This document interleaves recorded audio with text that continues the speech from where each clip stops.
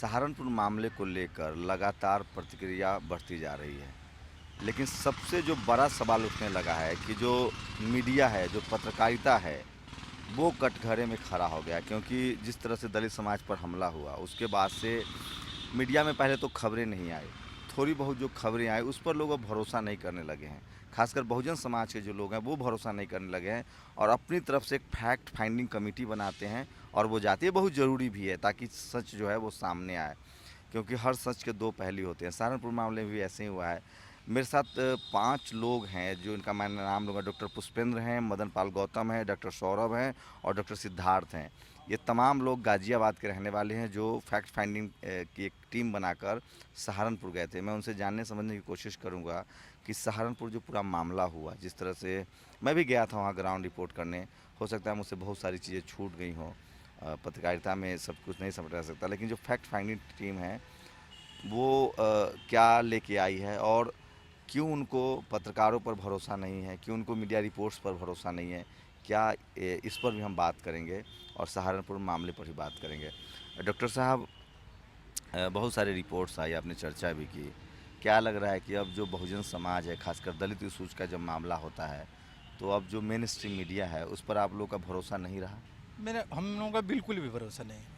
और मैं शायद यहाँ कहना उचित है अनुचित मैं नहीं जानता, लेकिन दो मीडिया के दो संस्थानों के अलावा, एक तो नेशनल दस्तक ने, ये नहीं है कि नहीं, मैं आपको अपनी तारीफ के लिए मैं नहीं आपकी कह रहा हूँ, तारीफ वो ही नहीं कर हमारा रहा हूँ। काम है। नहीं, आपकी बात है, मैं तारीफ की बात बिल्कुल नहीं कर रहा हूँ। दो प्रिंट मीडिया में इंडियन एक्सप्रेस ने, जो हम लोग आंख से देख के आए हैं कि इंडियन एक्सप्रेस ने प्रिंट मीडिया में, और विजुअल और प्रिंट मीडिया में नेशनल दस्तक के अलावा मैंने किसी को नहीं, देखिए, सारी चैनलों ने खबरें चलाई हैं। मैं 9 मई को था सहारनपुर में, जब थोड़ा प्रोटेस्ट हुआ तो भीम आर्मी को लेकर सारी चैनलों ने खबरें चलाई। दलितों के घर चलाए गए, वो खबर नहीं थी मीडिया देखिए, की। मेन बात ये ना कि जो आप देख रहे होंगे कि चाहे वहाँ की सहारनपुर की आप लोकल मीडिया देखे हों, चाहे मेन स्ट्रीम मीडिया देखे हों, जब भीमसेना आई है सामने, तब मीडिया बहुत ज़्यादा सक्रिय हो गई। इसकी क्या वजह देख रहे हैं? इसकी देखिए, इसमें साफ तौर पर है कि बाबा साहब भी, डॉक्टर अंबेडकर भी कहते थे, कांसीराम जी कहते थे, और कोई भी जो फील्ड में काम करता है वो जानता है कि भारतीय मीडिया के दो चरित्र, जो मेन मुख्य मीडिया है उसके दो चरित्र हैं। एक तो वो कारपोरेट मीडिया है और ब्राह्मणवादी मीडिया है, पूरी तरह से ब्राह्मण ग्रस्त। आप जानते होंगे कि इस देश में संपादकों की लिस्ट निकाली गई थी, 317 संपादक जो मेन हैं, चाहे वो प्रिंट मीडिया हो चाहे इलेक्ट्रॉनिक मीडिया हो, 317 संपादकों, बड़े वरिष्ठ पत्रकारों में एक भी दलित नहीं है, एक भी आदिवासी नहीं है। और अगर वो कहीं प्रिंट मीडिया में और कहीं भी हैं तो बहुत नीचे लेवल पे हैं, और उनको अपनी नौकरी की चिंता कराई जाती है। जो वैकल्पिक मीडिया खड़ी हो रही है, उस वैकल्पिक मीडिया ने या सोशल मीडिया ने तो कुछ सत्य दिया है, क्योंकि एक जबरदस्त पूर्वाग्रह, ब्राह्मणवादी पूर्वाग्रह, जाति पूर्वाग्रह, जाति श्रेष्ठता का पूर्वाग्रह मीडिया के अंदर है। देखिए, मैं कई बार, आपको लगता हो कि मैं मीडिया को नीचा दिखाने की कोशिश नहीं करता हूँ। मैं कॉर्पोरेट के पक्षधर हूँ, पत्रकारों को भी पैसे मिलने चाहिए, लेकिन हर धंधे की एक नैतिकता होती है। सवाल मीडिया के एथिक्स पर खड़ा होने लगा है, उसकी अकाउंटेबिलिटी पर सवाल खड़ा होने लगा है। वो एक गंभीर विषय है। मैं सहारनपुर मामले पर आऊँगा, लेकिन उससे पहले मैं पत्रकारिता के बारे में लोग क्या सोच रहे हैं उस पर थोड़ा बात करना चाहता हूँ। बताइए कि आप लोगों ने मीडिया रिपोर्ट्स पर क्यों भरोसा नहीं किया? मीडिया रिपोर्ट पर इसलिए भरोसा नहीं किया कि जो अखबार में हम पढ़ रहे थे, अखबार की रिपोर्टों को पढ़ पढ़ करके हमने 6 आदमियों ने ये प्लानिंग बनाई कि हम स्वयं जा कर के देखेंगे वहाँ क्या मामला है। लेकिन जब हमने देखा वहाँ जा कर के कि जो घर जल रहे थे और तो जो आपकी उनके फैक्ट फाइंडिंग टीम पर भी तो आरोप लग सकता है ना कि आपने दलित लोगों का ही समूह बनाया। जो सवर्ण समाज के लोग हैं उसे भी रख सकते थे, ताकि उस क्या आपने उन लोगों से भी बात करने की कोशिश की? हाँ, हम गए थे, हमने दोनों पक्षों से बात की। जो वहाँ पर ब्राह्मण भी थे, ठाकुर भी थे, उनके यहाँ बैठ के भी आए, पानी पी करके आए थे, वहाँ भी हमने उनका पक्ष सुना। तो वो एक ही बात कह रहे थे। तो ब्राह्मण समाज के लोग तो कह रहे थे कि छुआछूत करते हैं, पानी पिलाया उन लोगों ने आपको? हाँ, हमको पानी पिलाया था, हम झूठ नहीं बोलेंगे। उन्होंने यही कही थी, एक उनके मुँह से शब्द ये हो गया था कि इन लोगों ने अपने आप आग लगाई है। तो देखिए, एक और हैं डॉक्टर पुष्पेंद्र, युवा हैं। आप लोग अभी थे फैक्ट फाइंडिंग में, आपको मीडिया हवाले की रिपोर्ट्स पर भरोसा नहीं था? जी बिल्कुल नहीं है। मुझे लगता है कि सरकार के लॉ एंड ऑर्डर में बिल्कुल विश्वास नहीं है। लॉ एंड ऑर्डर इस समय बिल्कुल बेकार है, और ये लॉ एंड ऑर्डर की वजह से ही ये हमारे जातवाद और भेदभाव की वजह से लोग फ़ायदा उठा रहे हैं नाजायज़, और हम सरकार से चाहते हैं कि लॉ एंड ऑर्डर को सही करें।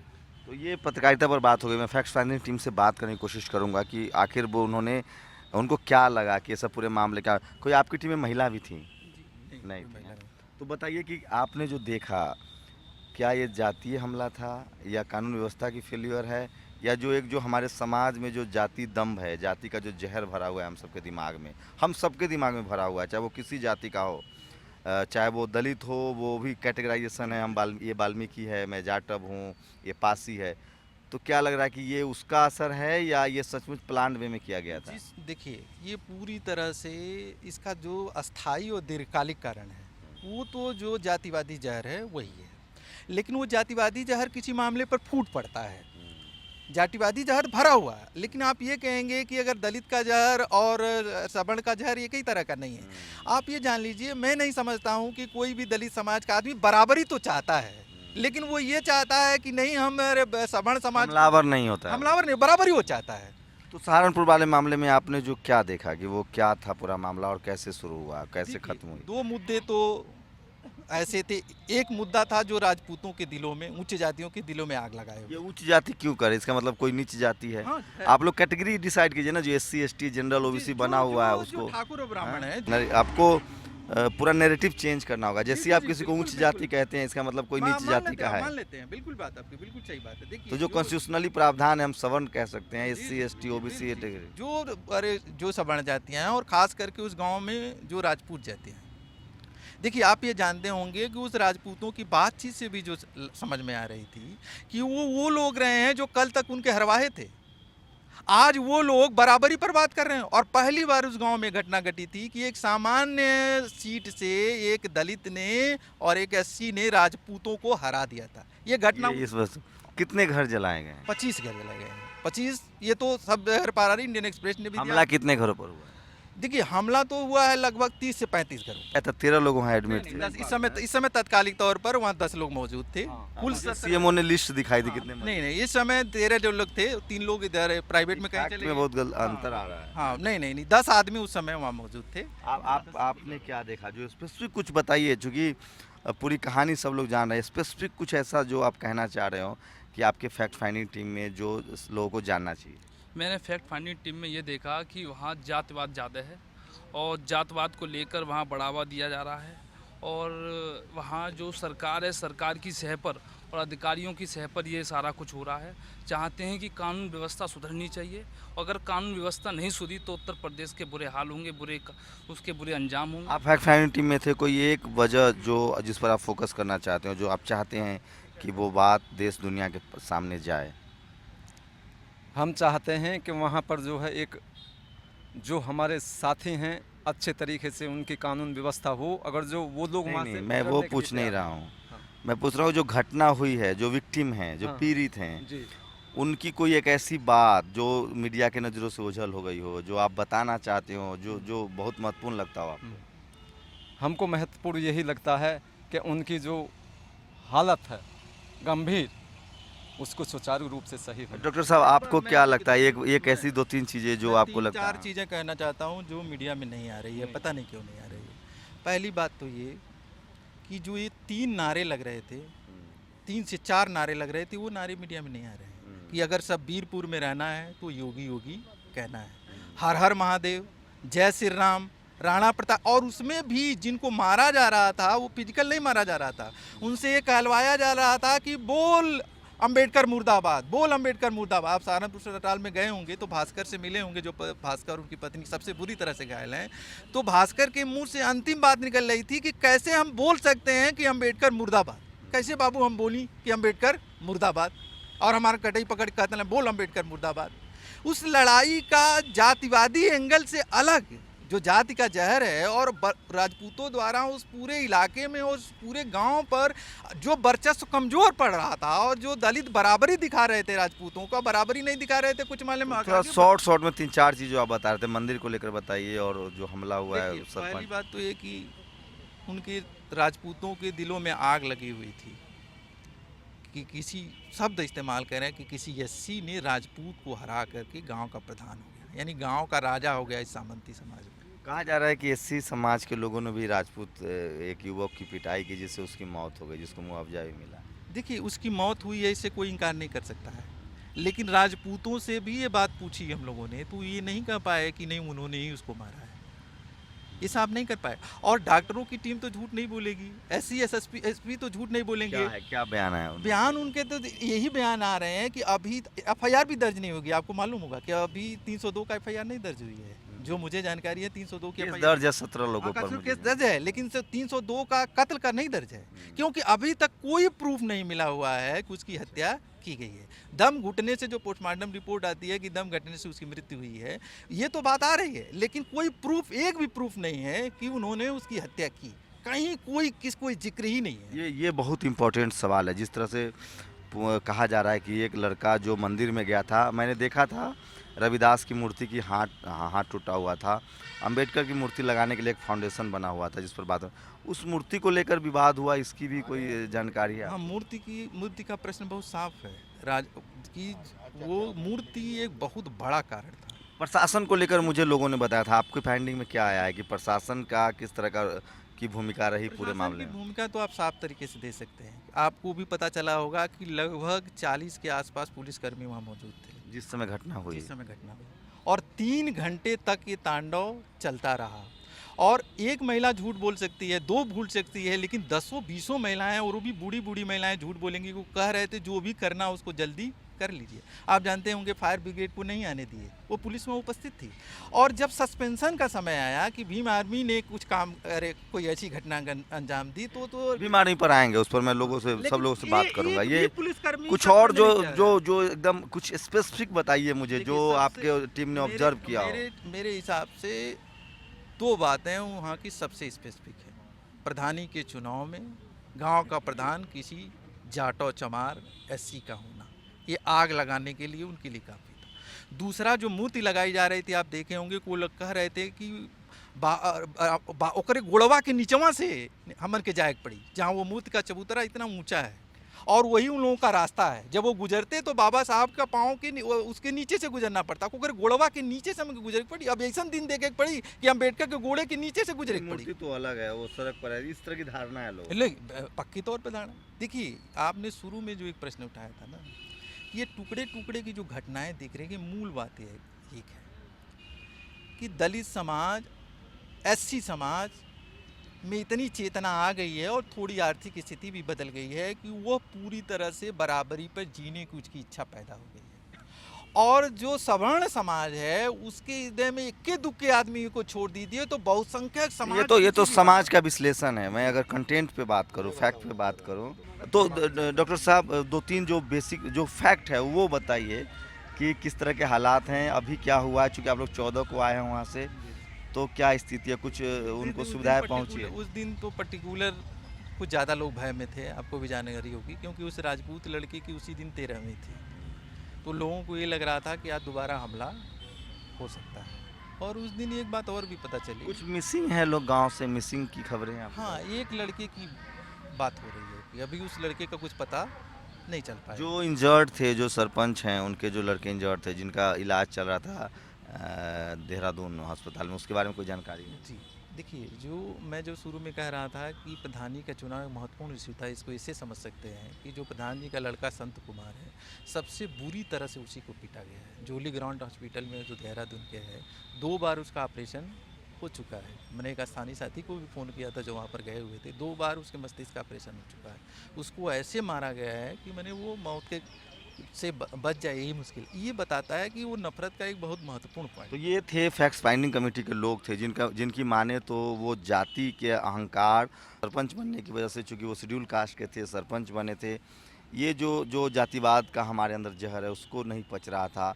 और ये सारी वजह हैं जो घटना के पीछे की वजह है, और वो तब जाके 5 मई को ये घटना होती है। जिस तरह से भीम आर्मी को लेकर प्रतिक्रिया लोगों की आ रही है, जिस तरह से उसे नक्सल कनेक्शन और तमाम तरह की बातें कही जा रहे हैं, मैं उसे भी जानने समझने की कोशिश करूंगा कि जो लोग हैं यहाँ, वो भीम आर्मी को लेकर क्या सोचते हैं। आप लोग भीम आर्मी को लेकर आपकी क्या प्रतिक्रिया है? वो एक सामाजिक संगठन है जो बाबा साहब की आइडियोलॉजी को प्रचार प्रसार करता है, और ऐसा होना चाहिए कि जब किसी समुदाय पर अटैक होता है तो कुछ संगठन या कुछ लोग ऐसे होने चाहिए मार्शल टाइप के जो अपने समाज की सुरक्षा करें। आप लोग की भीम आर्मी पर क्या बोलते हैं? देखो, देश में आजकल जो हमारे प्रदेश में चल रहा है उसके देखते हुए हमारी संगठनों को मजबूत रहना चाहिए। आपकी क्या प्रतिक्रिया? आजकल जो प्रदेश में माहौल चल रहा है उसको देखते हुए हर जिले में भीम सेना बन जानी चाहिए। तो कोई हिंसा की जो जिस तरह के आरोप लग रहे हैं, टेलीविज़न चैनल लगा रहे हैं, अखबार पे आ रही है खबरें कि उसका नक्सली कनेक्शन है, ये है, तो क्या उससे सहमत हैं आप लोग? ये बिल्कुल गलत है। हम सब जितने भी हमारे समाज के लोग थे वो एक शांतिपूर्ण तरीके से उसका आंदोलन कर रहे थे। देखिए, इस पूरे जो फैक्ट फाइंडिंग टीम है उसमें महिलाएं की भी भागीदारी है। आपको क्या लग रहा है, जिस तरह मैं वहाँ गया था, मैंने 25-30 महिलाओं से मुलाकात की, कोई ऐसी महिला नहीं थी जिसके शरीर पर जख्म के निशान नहीं थे, तलवार के कट नहीं थे। क्या लग रहा है कि इस तरह के हालात और बदतर हो रहे हैं? उस पर अत्याचार करा था जी, हमें पता, हमें तो उस पर देखा था पेपर युवाओं में। का बड़ा समर्थन है भीम आर्मी को, उससे हाँ बताइए। हाँ जी, पेपर में देखा जी, हम तो वहाँ गए नहीं थे। आप लोग भीम आर्मी को लेकर क्या सोचते हैं? सर वो जिस टाइप से अपना वर्क करें वो सही कर रहे हैं। आप लोग क्या सोचते हैं भीम आर्मी? जैसा वो करेंगे वैसे ही सोचा जाएगा और क्या। अगर ऐसा ही होता रहा तो भीम आर्मी के युवा उसमें युवा और हिंसा के पक्ष में तो नहीं है आप लोग? नहीं, हिंसा के पक्ष में नहीं है। डेमोक्रेटिक सिस्टम से प्रदर्शन। तो भीम आर्मी को लेकर पूरे देश में है और पूरी दुनिया से उसके रिस्पांस आ रहे हैं, लोगों की प्रतिक्रिया हो रही है। आपका क्या भीम आर्मी को लेकर क्या रहा है? देखिए भीम आर्मी तो अब भी रह ही है साथ, लेकिन और भी जितने संगठन हैं वो बाबा साहब अम्बेडकर जी से जुड़े हुए हैं, वो कभी भी दलित समाज पे उत्पीड़न नहीं झेलेंगे। वो सब एक होकर के जवाब देने के लिए तैयार हैं। तो रोज उत्पीड़न की घटनाएं होती है भाई, मैं कहाँ उत्पीड़न बंद हो रहा है? आप लोग के 1 लाख संगठन है, फिर भी उत्पीड़न का दौर चालू है। कहीं एकजुटता की कमी है? देखिए एकजुटता की कमी नहीं है, लेकिन हमारे साथ ये बड़ा भेदभाव हो रहा है। आज जो गवर्नमेंट चल रही है ये प्रदेश के अंदर भी और सेंटर के अंदर भी ये मनीवाद के और आरएसएस के इशारे पे चल रही है। आप हमारे पर कुछ कहना है? सिर्फ हमारी बस यही है कि जो ये सरकार है, इस सरकार की कमी है सारी, जो हम सब ने वोट मिलकर दी थी, ये सोच कर सबका साथ सबका विकास, लेकिन सबका साथ सबका विकास नहीं है। हम दलितों पर इसका साफ साफ अत्याचार है। आप लोग की क्या प्रतिक्रिया भी हमारे पर? सर हमारी प्रतिक्रिया यही है कि भीम आर्मी जो है बढ़ चढ़ करके आगे होनी चाहिए, क्योंकि यहाँ से जो है मैक्सिमम जो देखा जा रहा है इंसाफ के लिए मांगी जा रही है। आपकी हमें बताइए, भीम आर्मी को लेकर सवाल उठ रहे हैं, उस पर क्या प्रतिक्रिया? सर वो सही चल रही है, भीम आर्मी जो कार्य कर रही है और ठीक कर रही है। आपकी क्या प्रतिक्रिया? हाँ, भीम आर्मी जो है उसको हमारा पूरा समर्थन है। आपकी क्या प्रतिक्रिया है? हमारा भीम आर्मी ने जो किया है उस भीम आर्मी की तरफ से वहाँ पर जो है थोड़ा रुकावट आई है, नहीं तो और भी आपकी डॉक्टर साहब क्या प्रतिक्रिया भीम आर्मी को लेकर? भीम आर्मी का हम समर्थन करते हैं, वो सामाजिक काम अपनी जो जिस तेज़ी से कर रही है हम उसका समर्थन। डॉक्टर साहब, भीम आर्मी को लेकर मैं था सहारनपुर में, पत्रकारिता को लेकर उन लोग में बहुत गुस्सा था क्योंकि हमारी खबरें नहीं दिखाई जाती है। क्या लग रहा है, भीम आर्मी एक सामाजिक रूप से एक विकल्प बनती दिख रही है, या उस संगठन में किसी बदलाव की ज़रूरत है, या जिस तरह से उसे समर्थन मिल रहा है युवाओं का, बुजुर्गों का, क्या लग रहा है कि किस दिशा में दलित समाज अब सोच रहा है? देखिए, इसमें दो महत्वपूर्ण बातें हैं। एक तो ये बात जान लीजिए कि जब भी दबा कुचला तबका प्रतिवाद करता है तो या तो उस देश में उसको नक्सली कह दिया जाता है, माओवादी कह दिया जाता है, आईएच कह दिया जाता है। और आप देख रहे होंगे कि भीम आर्मी को भी कभी नक्सली एंगल से देखा जा रहा है, अब तो आईएच के एंगल से भी देखने की कोशिश की जा रही है। जब भी कमज़ोर आदमी प्रतिवाद करता है, आप वो देखिए कि उस सेना को कुछ नहीं कहा गया। वो महाराणा प्रताप की सेना थी, उनके वंशजों की सेना थी जिसने वो काम किया। उस सेना के लिए मीडिया का क्या रूप था, और इस सेना के लिए। और एक बात और भी है, निश्चित तौर पर कुछ खतरनाक संकेत भी। क्या लग रहा है कि जिस तरह से तमाम जो सवर्ण समाज के संगठन है, हिंदू वाहिनी, ये वो तलवार का प्रदर्शन, हथियारों की पूजा होती है, उस पर बात नहीं कर रहे हैं, दलितों को टारगेट किया जा रहा है? जी बिल्कुल बात कि कोई भी हिंदू जागरण मंच, हिंदू युवा वाहिनी और इनके जो राजपूताना सेना की तलवार पर तो कोई मीडिया में बात नहीं हो रही है, और भीम सेना ने प्रतिवाद किया तो बात हो रही है। इस देश में जब भी कमजोर भीम आर्मी पर जो भी हो रही है वो भी आपको लगता है कि जातिगत भेदभाव की वजह से? बिल्कुल, मीडिया में जो जाति पूर्वाग्रह भरा हुआ है, आप देख रहे होंगे लोकल मीडिया का एंगल जरा से वहाँ पर देखने कीजिए, जो लाइव वेबसाइट वहाँ चलाए जा रहे हैं वो क्या क्या एंगल प्रकट कर रहे हैं कि इस तरह से पेश कर रहे हैं कि पूरी योजना थी कि पूरे शहर को जला दिया जाए, पूरी योजना थी। आप लोगों की क्या प्रतिक्रिया भीम आर्मी पर? भीम आर्मी सही है, ये सामाजिक संगठन है।